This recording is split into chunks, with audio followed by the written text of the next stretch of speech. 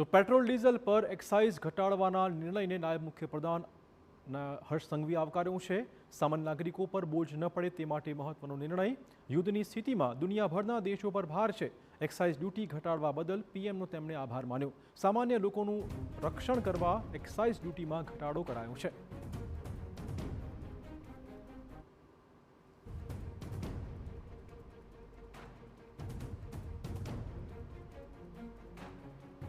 सामान्य नागरिकों पर कोई भी प्रकार नो भार ना पड़े ते माटे पेट्रोल और डीजल पर जे 13 रुपया एक्साइज रेट जे लागे छे तेमा 10 रुपयानी सीधी राहत आपवामां आवी।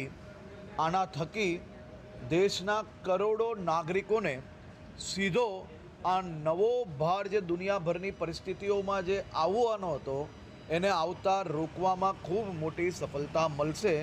યશસ્વી વડાપ્રધાન શ્રી નરેન્દ્રભાઈ મોદીજીને દરમિયાન